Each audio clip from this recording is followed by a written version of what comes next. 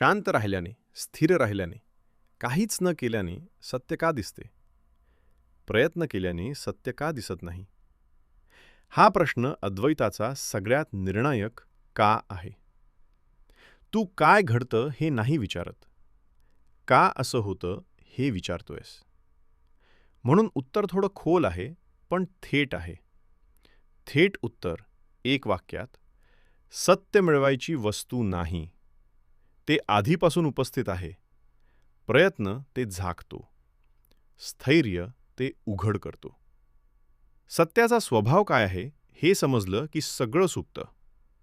सत्य तयार करायचं नसतं, मिळवायचं नसतं, बदलायचं नसतं. ते आधीपासून आहे. मग अडचण काय? ते झाकलं जातं. आणि ते कोण झाकतं? तो प्रयत्नच झाकतो. प्रयत्न म्हणजे नेमकं काय? प्रयत्न म्हणजे मला काहीतरी मिळवायचं आहे. मी अजून पोहोचलेलो नाही. मला काहीतरी करायला हवा. या तिन्हीमध्ये एक गोष्ट समान आहे. मी आणि सत्य वेगळे आहेत ही गृहीत धारणा. पण अद्वैतात मी आणि सत्य वेगळे नाहीत. म्हणजे प्रयत्न करता क्षणी तू दोनपणा निर्माण करतोस. आणि दोनपणातून अद्वैत दिसू शकत नाही. प्रयत्न का अडथळा ठरतो? प्रयत्न नेहमी भविष्यात नेतो. आता नाही, नंतर असा भाव ठेवतो. पण सत्य भविष्यात नाही, फक्त आत्तामध्ये आहे. म्हणून जितका जास्त प्रयत्न तितकं आत्तापासून दूर जाणं. स्थिर राहिल्याने काय बदलतं? महत्त्वाचं, स्थिर राहिल्याने सत्य तयार होत नाही. स्थिर राहिल्याने सत्य जवळ येत नाही. तर स्थिर राहिल्याने अडथळा थांबतो. उदाहरण: पाणी हलवलं तर प्रतिबिंब तुटतं. पाणी न हलवलं तर प्रतिबिंब स्पष्ट दिसतं. प्रतिबिंब पाण्यात आधीपासून असतं. तू ते तयार करत नाहीस. तू फक्त पाणी हलवणं थांबवतोस. काहीच न करणं म्हणजे काय नाही? मोठा गैरसमज. काहीच न करणं म्हणजे आळशी बसणं, जीवन सोडणं, बेफिकीर होणं असं नाही. काहीच न करणं म्हणजे अंतर्गत कर्तेपणा थांबणं. मी मिळवतोय हा ताण सुटणं. शोध थांबणं. बाहेर कृती चालूच राहतात, श्वास चालणं, बोलणं. पण आत शोध थांबतो. मग प्रयत्न कधीच उपयोगी नाहीत का? प्रयत्न सुरुवातीला उपयोगी असतात, पण शेवटी तेच अडथळा बनतात. का? प्रयत्न मनाला थकवतो आणि तो थकवा सोडायला शिकवतो. म्हणजे प्रयत्नाचा उपयोग प्रयत्न सोडण्यासाठीच होतो. बुद्धाचं उदाहरण. गौतम बुद्धांनी खूप साधना केली, अनेक पद्धती वापरल्या आणि शेवटी कर्ण कोसळलं. त्या क्षणी मी काही करतोय ही रचना ढासळली आणि जे आधीपासून होतं ते उघड झालं. प्रयत्नाने सत्य आलं नाही, प्रयत्न थांबल्यावर सत्य दिसलं. अष्टावक्र गीता काय सांगते? अष्टावक्र गीता असं म्हणत नाही, शांत रहा म्हणजे सत्य मिळेल. ती सांगते, तू शांत राहिलास तर जे आधीपासून आहे ते झाकलं जाणार नाही. अंतिम, अत्यंत नेमकं उत्तर: प्रयत्न केल्याने सत्य दिसत नाही, कारण प्रयत्न मी वेगळा आहे ही चूक गृहीत धरतो.